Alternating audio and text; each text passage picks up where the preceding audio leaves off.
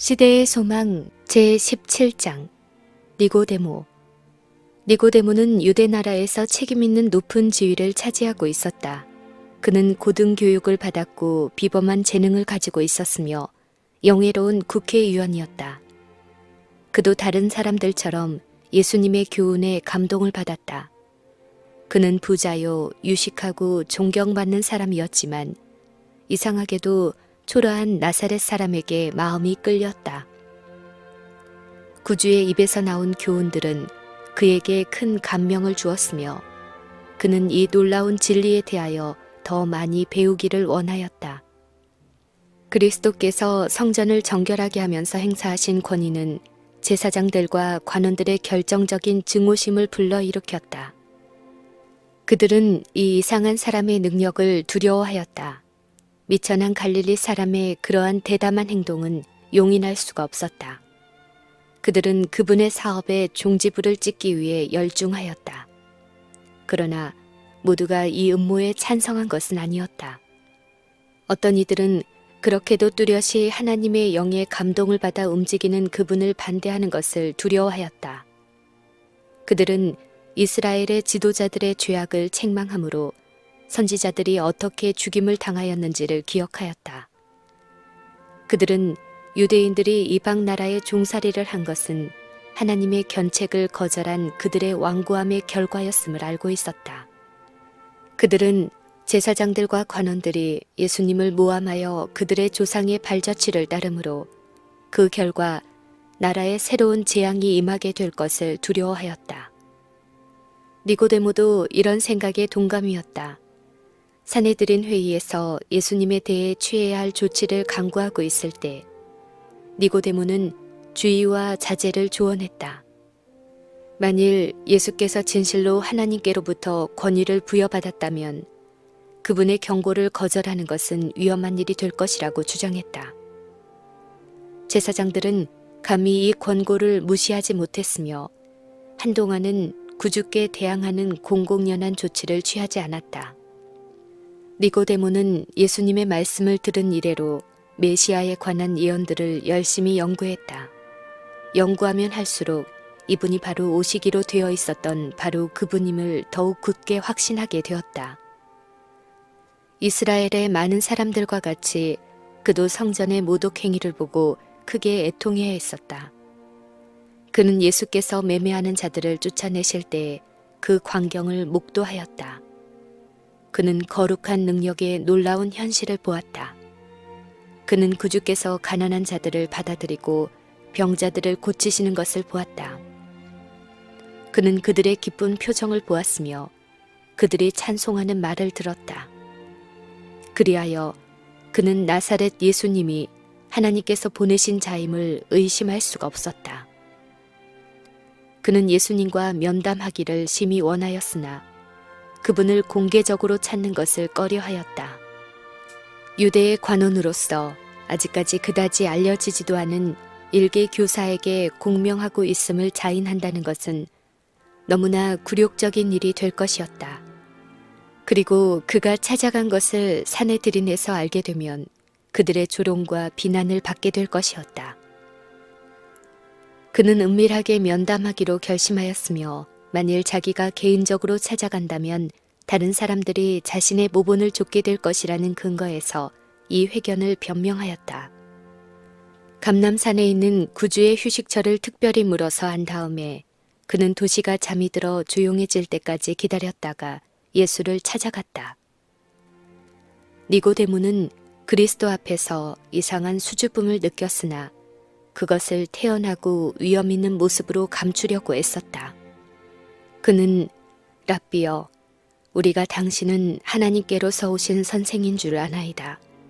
하나님이 함께 계시지 아니하면 당신의 행하시는 이 표적을 아무라도 할 수 없음이니이다. 라고 말했다. 그리스도께서 교사로서 가지신 드문 재능과 이적을 행하시는 놀라운 능력을 말하므로 그는 면담의 실마리를 찾으려고 하였다. 그는 그 말로 확신을 나타내고 신임을 얻으려고 계획했지만 사실 그 말은 불신을 나타내었다. 그는 예수님을 메시아로 인정하지 않고 하나님께서 보내신 일개 교사로 인정하였다. 예수께서는 이 인사의 말을 인정하는 대신에 마치 그의 마음속을 들여다보는 것처럼 니고데모에게 시선을 고정시키셨다. 그분께서는 당신의 무한하신 지혜로 당신 앞에 서 있는 자가 진리의 탐구자임을 아셨다. 그분은 이 방문의 목적을 알고 니고데모의 마음속에 이미 자리 잡은 확신을 더욱 깊게 하고자 엄숙하나 친절하게 직접 요점을 말씀하셨다. 진실로 진실로 내게 이르노니 사람이 거듭나지 아니하면 하나님 나라를 볼 수 없느니라. 니고데모는 그분과 더불어 토론할 생각을 하면서 주께로 왔었으나 예수께서는 진리의 근본 원칙을 적나라하게 드러내셨다.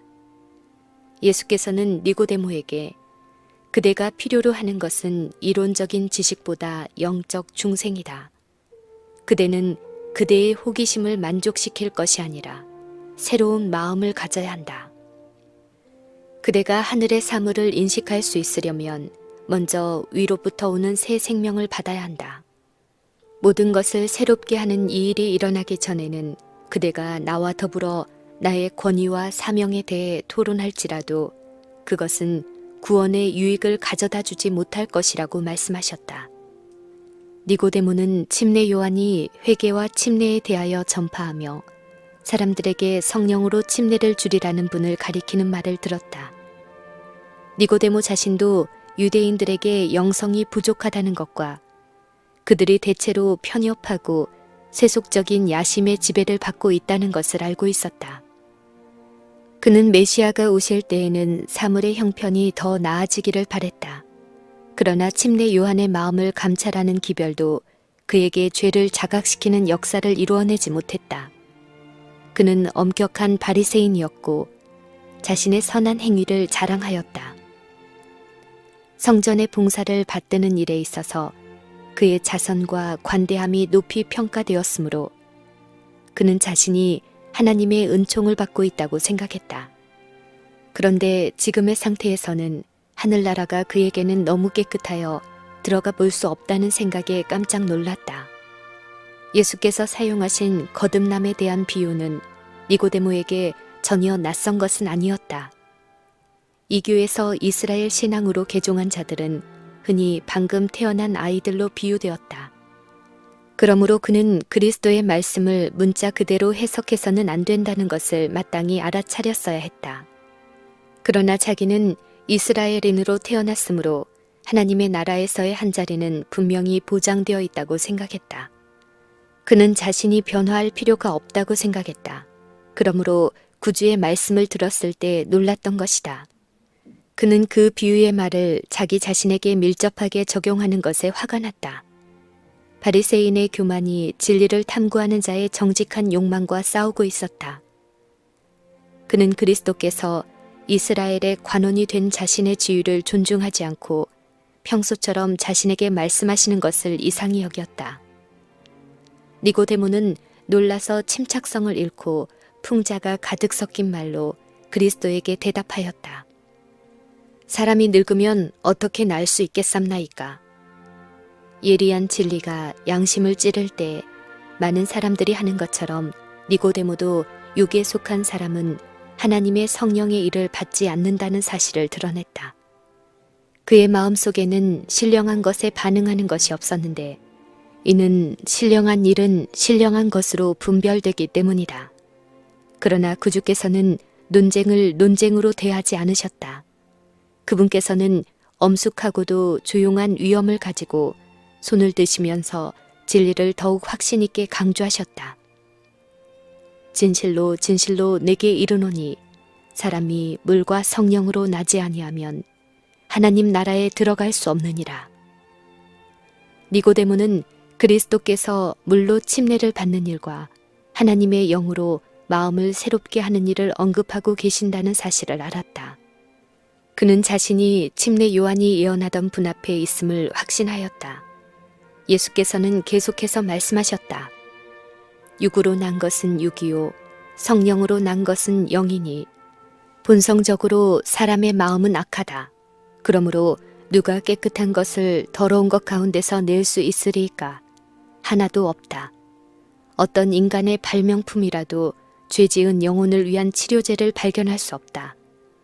육신의 생각은 하나님과 원수가 되나니 이는 하나님의 법에 굴복하지 아니할 뿐 아니라 할 수도 없음이라. 마음에서 나오는 것은 악한 생각과 살인과 간음과 음란과 도적질과 거짓 증거와 회방이다. 마음의 냇물이 맑게 되려면 먼저 마음의 샘이 정결하게 되어야 한다. 자기 자신의 행위로 율법을 지킴으로 하늘에 이르고자 힘쓰는 자는 불가능한 것을 시도하고 있는 것이다. 단지 율법주의적인 종교, 곧 경건의 모양만을 가진 자에게는 안전함이 없다. 그리스도인의 생애는 옛것을 변경하고 개량하는 것이 아니라 본성을 변화시키는 것이다. 자신과 죄에 대하여 죽고 전혀 새로운 생명으로 나오는 것이다. 이런 변화는 성령의 효과적인 역사에 의해서만 이루어질 수 있다. 니고데모가 여전히 갈피를 잡지 못하고 있을 때 예수께서는 그 뜻을 예증하기 위하여 바람을 사용하셨다. 바람이 임의로 불매 네가 그 소리를 들어도 어디서 오며 어디로 가는지 알지 못하나니 성령으로 난 사람은 다 이러하니라. 잎사귀와 꽃을 살랑거리게 하면서 바람은 나뭇가지 사이에서 들리나 눈에 보이지 않아서 그것이 어디서 오며 어디로 가는지 아무도 알지 못한다. 성령이 사람의 마음에 역사하시는 것도 이와 같다. 바람의 움직임을 설명할 수 없는 것처럼 이것도 설명할 수 없다. 어떤 사람이 회심의 과정을 확실한 시간이나 장소를 대어 말할 수 없고 그 모든 환경들을 자세히 추적할 수 없다 해도 이것이 그가 회심하지 않았다는 증거가 되지 못한다. 그리스도께서는 바람과 같이 보이지 않는 힘으로 사람의 마음에 끊임없이 역사하고 계신다. 받는 사람이 혹 의식하지 못할지라도 조금씩 영혼을 그리스도께로 이끌리게 하는 감명이 이루어진다. 이러한 감명들은 그분을 명상함으로나 성경을 읽거나 실제로 목사의 말을 들음으로 받을 수도 있다. 갑자기 성령께서 더욱 직접적인 호소를 하실 때 그 영혼은 기쁘게 자신을 예수께 바친다. 많은 사람들은 이것을 가리켜 갑작스런 회심이라고 하지만 사실 그것은 하나님의 성령의 오랜 구애, 곧 꾸준하고도 지속적인 과정을 거쳐서 호소하신 결과인 것이다. 바람 그 자체는 눈에 보이지 않지만 보고 느낄 수 있는 결과를 드러낸다. 그와 같이 영혼에게 역사하시는 성령의 활동도 그 구원하는 능력을 체험한 사람의 모든 행위 가운데서 나타나 보일 것이다. 하나님의 성령이 사람의 마음을 사로잡을 때 생애가 변화된다. 죄악적인 생각은 사라지고 악한 행위와는 인연을 끊게 된다. 사랑과 겸손과 화평이 분노와 시기와 분쟁을 대신한다. 기쁨이 슬픔을 대신하고 용모는 하늘의 빛을 반사한다. 아무도 짐을 덜어주는 손을 보지 못하며 빛이 하늘 조정에서 내려오는 것도 보지 못한다. 사람이 믿음으로 자신을 하나님께 바칠 때에 복이 임한다. 그때에 인간의 눈으로는 볼 수 없는 능력이 하나님의 형상대로 새로운 피조물을 창조하는 것이다. 유한한 지력을 가진 인간이 구속 사업을 이해한다는 것은 불가능한 일이다. 그 오묘는 인간의 지식의 한계를 초월한다. 그러나 사망에서 생명으로 옮아간 자는 그것이 하나의 거룩한 실제임을 깨닫는다. 우리가 이곳 지상에서 개인적인 경험을 통하여 구속의 시작을 알 수 있을지라도 그 결과는 영원한 세대에 미친다. 예수께서 말씀하시고 계실 때에 어떤 진리의 섬광이 이 관원의 마음을 꿰뚫었다. 성령의 부드럽고 순복하게 하는 감화가 그의 마음을 감동시켰다. 그러나 그가 구주의 말씀을 다 이해한 것은 아니었다. 그는 중생의 필요성보다 그것을 성취시키는 방법에 더 감명을 받았다. 그는 궁금하게 여기면서 어찌 이러한 일이 있을 수 있나이까 하고 말했다. 너는 이스라엘의 선생으로서 이러한 일을 알지 못하느냐고 예수께서 물으셨다. 확실히 백성들의 종교적인 교훈을 맡은 자가 그렇게 중요한 진리에 대하여 무지해서는 안 되었다. 예수님의 말씀은 곧 니고데모가 명백한 진리의 말씀에 화를 내는 대신 영적으로 무지한 자신에 대하여 깊은 겸손의 태도를 가져야 한다는 교훈을 전달했다. 그리스도께서는 매우 엄숙한 위엄으로 말씀하셨으나 표정과 목소리에 지극한 사랑을 나타내셨으므로 니고데모는 자신의 수치스러운 형편을 깨달았을 때에도 성내지 않았다. 그러나 예수께서 지상에서의 당신의 사명은 세상 나라를 세우는 것이 아니라 신령한 나라를 세우는 것임을 말씀하시자 니고데모는 듣고 마음에 근심하였다. 예수께서는 이것을 아시고 이어서 말씀하셨다. 내가 땅의 일을 말하여도 너희가 믿지 아니하거든 하물며 하늘 일을 말하면 어떻게 믿겠느냐. 만일 니고데모가 사람의 마음에 끼치는 은혜의 역사를 예증하는 그리스도의 교훈을 받아들일 수 없다면 그분의 영광스러운 하늘나라의 성결을 그가 어찌 이해할 수 있겠는가. 그리스도의 지상 사업의 본질을 분별하지 못한다면 그는 그분의 하늘 사업도 이해할 수 없을 것이다. 예수께서 성전에서 내쫓으신 유대인들은 자신들이 아브라함의 자손이라고 주장하였으나 그리스도에게 나타난 하나님의 영광을 견딜 수 없어서 구주의 면전에서 도망갔다. 따라서 그들은 하나님의 은혜로 말미암아 거룩한 성전 봉사에 참여하기에 적합하지 않다는 것을 증거하였다. 그들은 성결의 모양을 유지하는 일에는 열성적이었으나 심령의 성결은 무시하였다.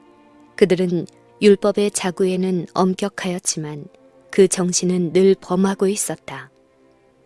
그들의 큰 필요는 그리스도께서 니고데모에게 말씀하신 바로 그 변화, 곧 새로운 도덕적 탄생, 죄로부터의 정결함, 지식과 성결의 쇄신이었다. 거듭남의 역사에 관한 이스라엘의 무지는 변명할 여지가 없었다. 이사야는 성령의 감동을 받아서 이렇게 기록하였다. 대저 우리는 다 부정한 자 같아서 우리의 의는 다 더러운 옷 같으며 다윗은 하나님이여 내 속에 정한 마음을 창조하시고 내 안에 정직한 영을 새롭게 하소서라고 기도하였다. 에스겔을 통하여 이런 약속이 주어진 바 되었다.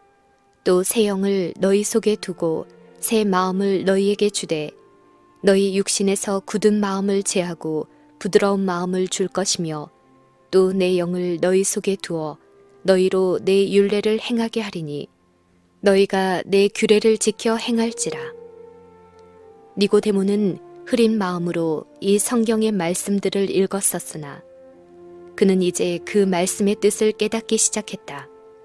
외적인 생애에 적용되는 율법의 단순한 자구에 대한 순종은 아무리 엄격하게 지킬지라도 사람에게 하늘 왕국에 들어갈 자격을 줄 수 없다는 것을 니고데모는 깨달았다. 인간의 판단에 니고데모의 생애는 외롭고 존경할 만한 것이었으나 그리스도 앞에 있을 때에 그는 자신의 마음이 부정하고 생애가 거룩하지 못하다는 것을 깨달았다. 니고데모는 그리스도께 이끌리고 있었다. 구주께서 거듭남에 대하여 그에게 설명하였을 때 그는 이 변화가 자기 자신에게서 이루어지기를 갈망하였다. 그 일이 어떻게 이루어질 수 있을까? 예수께서는 이 무언의 질문에 대답하셨다. 모세가 광야에서 뱀을 든 것 같이 인자도 들려야 하리니 이는 저를 믿는 자마다 영생을 얻게 하려 하심이니라. 여기에 니고데모가 익히 알고 있었던 분야가 있었다. 들림을 받은 뱀의 상징은 그에게 구주의 사명을 명백하게 해주었다. 이스라엘 백성들이 불뱀에게 물려서 죽을 때 하나님께서는 모세에게 구리뱀을 만들어서 회중 가운데서 높은 곳에 올려놓으라고 지시하셨다. 그리고 전체 진중에 뱀을 쳐다보는 자는 모두 살 것이라는 말이 전해졌다. 백성들은 뱀 그 자체에 그들을 구원할 능력이 없다는 것을 잘 알고 있었다. 그것은 곧 그리스도를 상징하는 것이었다. 멸망시키는 뱀의 모양대로 만들어진 표상이 그들의 치료를 위하여 들린 것 같이 죄 있는 육신의 모양으로 나신 분께서 그들의 구주가 될 것이었다.